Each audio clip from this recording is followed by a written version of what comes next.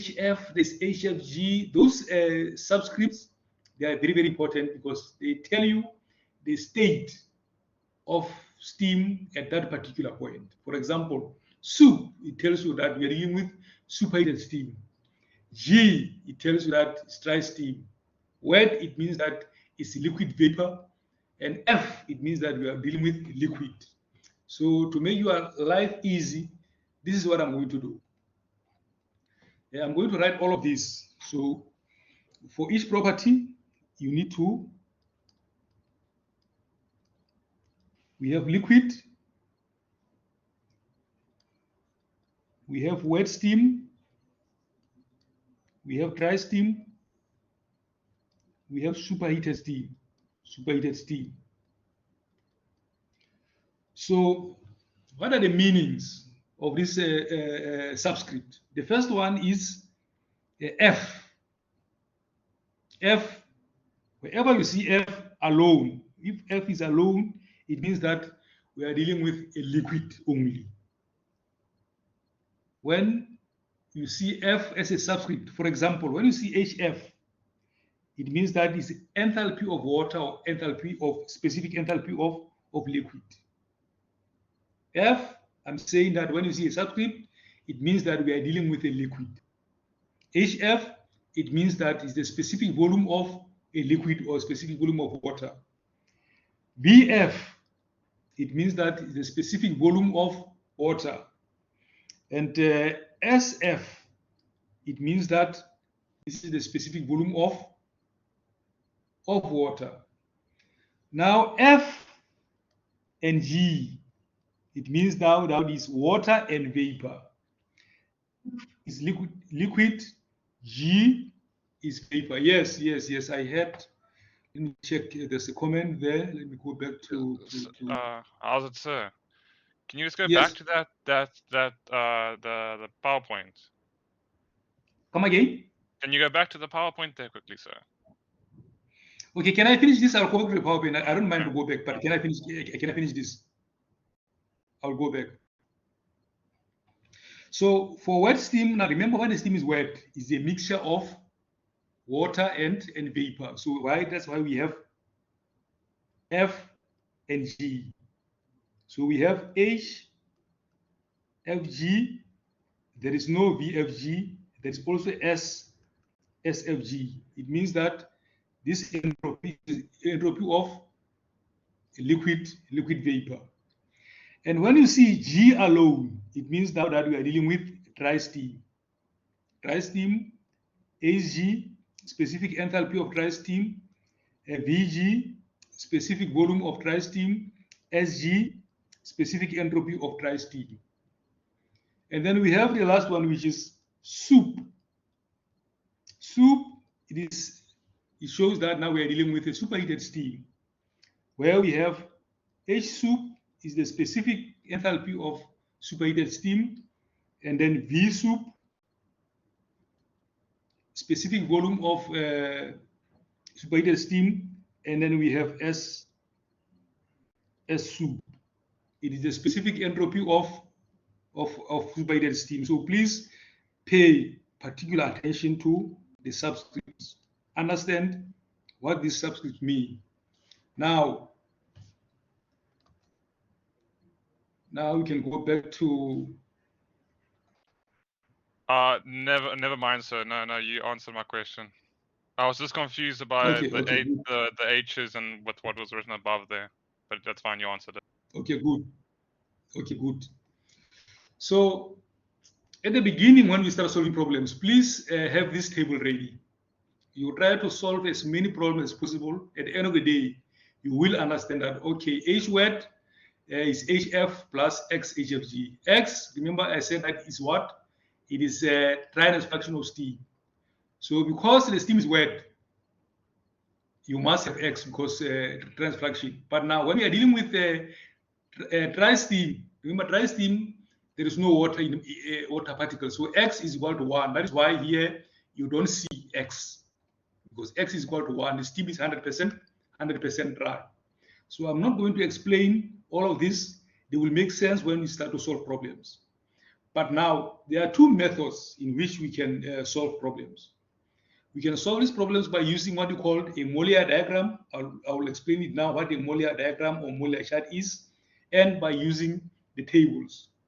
Now, you only use a Mollier diagram when I ask you to use a Mollier diagram. Otherwise, you use the steam tables because the steam tables are 100% accurate.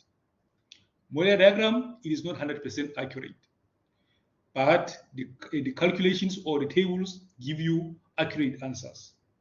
So please, people, print this. You must have a copy of this. Whenever you solve these problems here, you have this particular table so that you can know, understand these formulas. But at the end of the day, you should be able to memorize all of them, because if you cannot memorize, now you come back to this table here. This table, I've already explained this table, but I don't mind to go through it again. You remember this line here. Let me draw.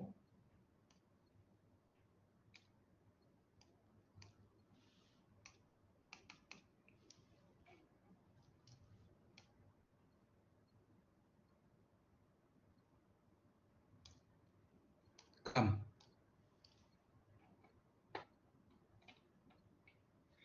I'm going to use which color? I'll use okay, blue is fine. Blue is fine. I'll use blue. Right. You remember this line here? Remember?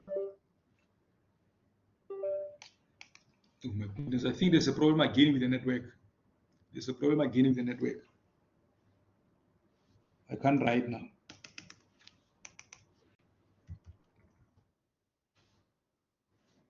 I can't write now. There's again a problem with network.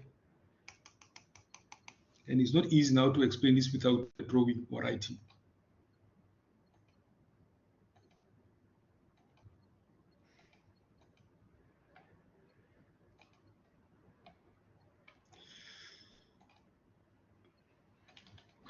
Oh, what have I done to deserve this?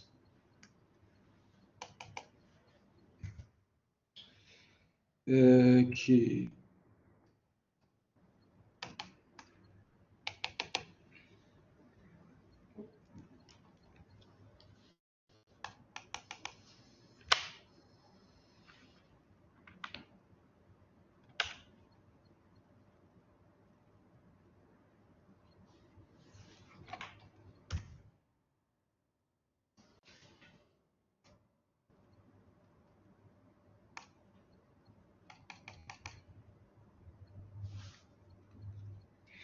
Guys, I'm trying to sort out my gadgets here. I don't know what is happening today, because I thought that CPUT is one of the most reliable places where you can work without load shedding and connectivity issues. But now I can't seem to be getting joy from CPUT. Okay, there we go. So you line here from 0, let's say 0 to A. This is the line. This is the graph that I had already explained when we were doing PowerPoint. So I will continue to read that line again. This is the same line that I had to say that this region here inside this curve here, this region here, it is a liquid vapor region. So from this point here, from the boiling point going back to 0, we are dealing with a liquid. So it's TF, everything is F there. From this point here up to that point there, we are dealing with liquid vapor. In other words, with wet vapor, wet steam. So we are dealing with FG. It's a combination of F and G. At this point here, we are dealing with G because the steam is dry is G. And anything beyond this point here going up is soup. It's superheated. Now, what you have here at the bottom there, then they can say, okay, according to this table here, H soup is Ag plus Cp. Cp is the specific volume. So sorry, specific heat capacity of water, and you only use this formula when Cp is given. When Cp is not given, you don't use this formula. I will show you which formula to use. So for A soup, Cp, you can only use it if Cp is given. Tf, it is the final temperature of steam, and Ts is the saturation temperature. So these formulas that we see here are the very same formulas that are here. You can see H soup is Hg plus Cp Tf minus Ts. What I don't know or I don't understand is why the author of this document has O here. I don't know what this O stands for. There's O there, there's O there. Forget about those O's because I don't know what they mean. So you can redraw this. After redrawing it, write down all these formulas here. After this, you will see that you will understand much better than when you focus on the formula sheet alone. The same with entropy, Ts. Ts diagram is T and S diagram, entropy. Same thing where you have SF, SFG, and S soup. The formulas are also there. Please play around and check which formula you need. And after that, you can go back to the formula sheet and check if these formulas do make sense to you. Now, the next one, I'm going to show you now how to solve some of these easy problems by using a Mollier diagram. It's called the Mollier diagram or the Mollier chart. Mollier diagram or Mollier chart. It looks a bit complicated, but I can tell you that it's very, very easy. So this chart shows or gives us the state or the condition of steam when it's superheated, when it's dry, and when it's wet. Okay, this diagram here or this chart shows us the condition of steam when it's superheated, when it is dry, and when it's wet. Let's start. If you look at this table here at 2800 on your left-hand side here, 2800.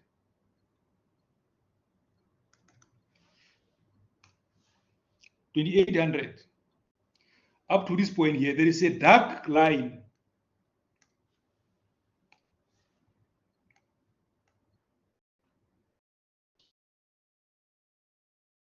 There is a line. Can you? There is a dark line from 2800. Here. That dark line from 2800 separates superheated steam from wet steam. Anything above this line here is superheated. So this region here is superheated steam. Superheated. And then below that line, the steam here is wet. So that line separates superheated steam from wet steam. What is the name of that line? The name of that line is dry saturation steam line. Dry saturation steam line. Anything that falls on that line, anything that is falls there, the steam is dry. So it's dry, the saturation line.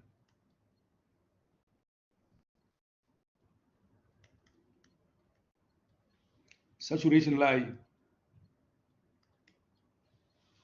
So all the properties that we, not all of them, but most of them, the properties that we discussed appear on this graph. But let me first repeat what I said. I said this graph here is a Mollier diagram. You only use the Mollier diagram if we were asked to use Mollier diagram because it is not as accurate as when you use the tables. The tables are much more accurate than the Mollier diagram. So I said this Mollier diagram shows steam in three forms. When the steam is superheated, that is over that line. Anything above that line shows that the steam is superheated.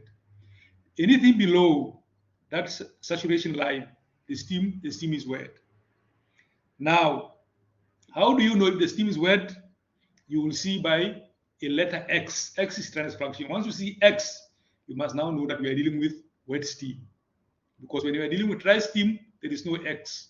When you are dealing with superheated steam, there is no X. So let's start. There's too many lines here, but don't panic. You will see that everything is easy. we do have horizontal lines. Can you see the horizontal lines? That represents what? It represents specific enthalpy H. H in kilojoules per kilogram. These lines here, the vertical ones. Sorry, horizontal ones. Sorry, horizontal ones. So the horizontal lines from 3600, 35, and 34. This is 3600 kilojoules per kilogram. That is a specific enthalpy. That is the first one. The second one are the vertical lines. But before I go to vertical lines, you can see that there are small units in between. Those small units there, those small units represent 20 kilojoules per kilogram. For example, here we have 34, 3420, 3440, 3460, 3480, and then 35. So each unit represents 20 kilojoules per kilogram. That is for specific enthalpy. Let's move to the vertical ones. The vertical ones represent what? They represent specific entropy in kilojoules per kilogram Kelvin. Specific entropy. You can see here we have got 6 here, 6 kilojoules per kilogram Kelvin, and then we have 7. Each unit represents 0.2 kilojoules per kilogram Kelvin. Otherwise, it is 6.2 there, 6.4, 6.6, 6.8, and then 7. So each unit represents 0.2. These are the vertical ones. Now, let's move to the Y2. Y2 is on the right-hand side. We have temperature lines. The temperature lines, oh, sorry. I have to connect my battery quickly before it shuts down. Let me connect my laptop battery quickly before it shuts down. We have temperature lines on Y2. On Y2, the temperature start from here. Temperature lines starts from here. They start from here. They start from right temperature lines are starting from.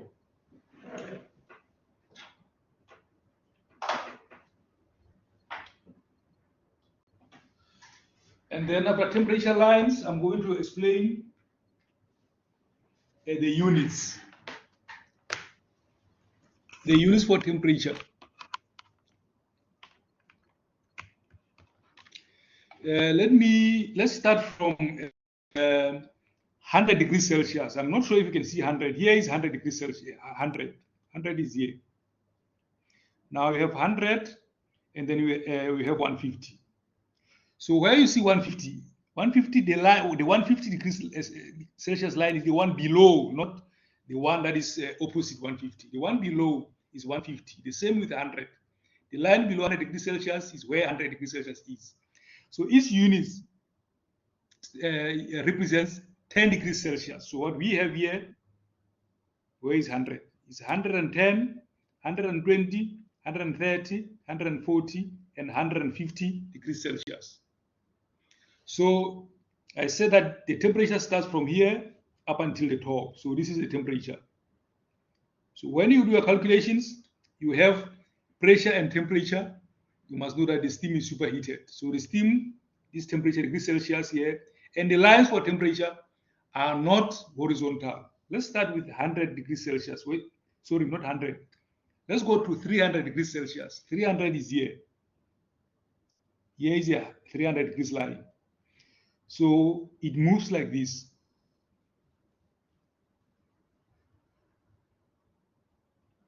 It stops all the temperature lines. They don't cross this line. They don't cross your saturation line. All of them. You go to 200. Let's go to 200. Here is a 200 line. You follow 200. All of them, they stop there. They don't go beyond the saturation line, because below the saturation line, now we are dealing with a wet steam. So these are the temperature lines. 450 is here. If you follow that line up to there.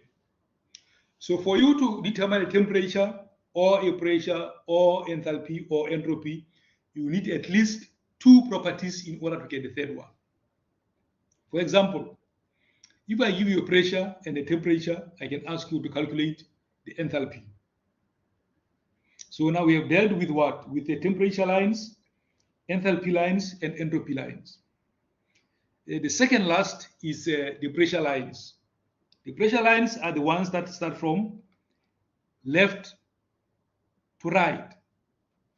You see these lines here, the lines that are moving like this, these are the pressure lines. All these are the pressure lines. They are start from the left to the right. Now, let's start with, let me just delete this, just erase this.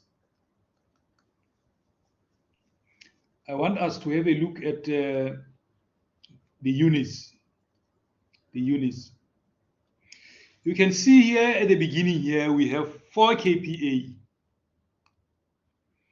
4 kPa is here. And then we have 5, 6, 7, 8, 9, 10 kPa is below 10. This is 10. So each unit represents 1 kPa.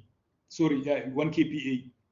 Between 10 kPa and 20 kPa, each unit is represents 2 kPa. It is going to be 12 kPa, 14, 16, 18, and 20. Between 20 and 50, each unit represents 5 kPa, 25, 30, 35, 40, 45, and 50. Between 50 and 100, 10 kPa represents 1 unit. So 60, 70, 80, 90, 100. So they are not constant, they change. Here it was 1, it was 2, it was 5, and then now it's 10. Now between 100 and 200, you have what? 100, 120, 40, 60, 80. So it's 20. Each unit represents 20 kPa. Between 200 and 500 is 50. 250, 300. 350, 400. 450, 500. Between 500 and 1 megapascal, each unit represents 100 kPa. 600, 700, 800, 900, 1000. So it's easy to follow the sequence to see what each unit represents. I'm going to make one example. Okay, before that, now you know the pressure lines. That these are the pressure lines. The pressure lines, and then we go the last one. The last one is the wet steam. Is the dryness fraction line. The dryness fraction lines, they start from the left going down to the right. For example, 0.95 is here. So a line, this line here is a dryness fraction line, 0.95, and this one is 0.9, 0.9, and then 0.85.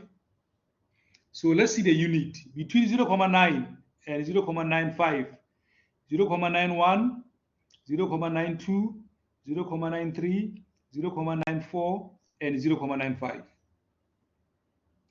0.86, 7, 8, and 9. 0.1, 2, 3, 4, and 5, so forth and so on. So these lines here represent, they represent what? The dryness fraction of steam. So I'm going to do 2 or 3 examples using this Mollier diagram and show you how you can solve problems using the Mollier diagram. It is called the Mollier diagram or the Mollier chart. Okay, here is the question. The question says, steam with a pressure of 1 megapascal. Steam with a pressure of 1 megapascal. Okay, let me just go here. The first question is going to be steam The first question, steam, the pressure is 1 megapascal, 1 MPa, and the temperature is 250 degrees Celsius. And the question says calculate the enthalpy of that steam.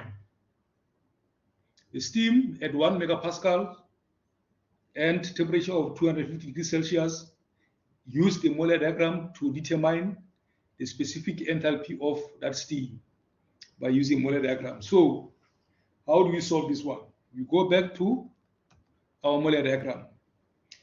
We identify 1 megapascal pressure, 1 megapascal. Yes, 1 megapascal. So what do? You draw a line, 1 megapascal. Because you saw degrees Celsius, it means the steam cannot be wet, it's superheated because of temperature. So what do? You locate 250 degrees Celsius. Here is 250. 250, you follow it. Where they intersect, the intersection is here. You take a ruler. Do I have a ruler? Yes, I have a ruler. You take a ruler. You take a ruler, and then you draw a line.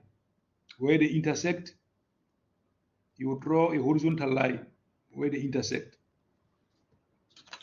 So the intersection is here, which means that the enthalpy is 2920, 2940, 2960. So the answer is 2960. 2960. We can go back and say that the answer is 2960 kilojoules per kilogram Kelvin. The second question is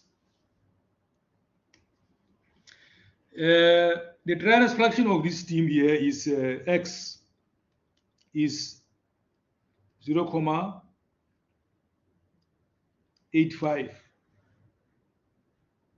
and the pressure is what? Let me assume pressure. Okay, let me go back to the Mollier diagram. Let's say the pressure is 20 kPa. The pressure is 20 kPa.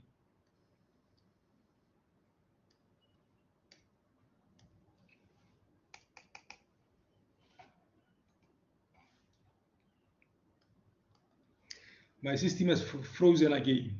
My system has frozen again.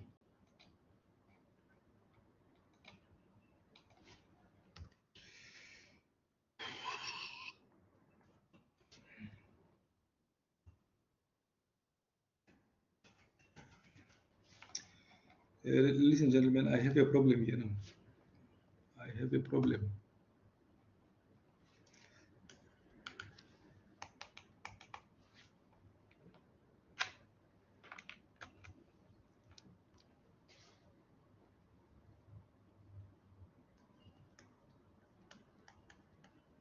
(20 kPa). So the question says, calculate enthalpy of wet steam. So one thing that I forgot to explain, you see these properties. The steam is superheated. So this H here is H soup because it is above the saturation line. So because we have got a dryness fraction here and the pressure, we know that below that line, the enthalpy is, the steam is wet. Therefore, the enthalpy H is going to be H wet. Now we go back to our Mollier diagram. Identify 20 kPa. Where is 20 kPa? Here is 20 kPa. You draw a line. 20 kPa, and then you locate 0.85 dryness fraction. 0.85, here is dryness fraction. Where they intersect, you take a ruler, and then you draw a horizontal line to your right, to your left, and then it's 2200, 2220, 2240. 2240 kilojoules per kilogram. Like I said, that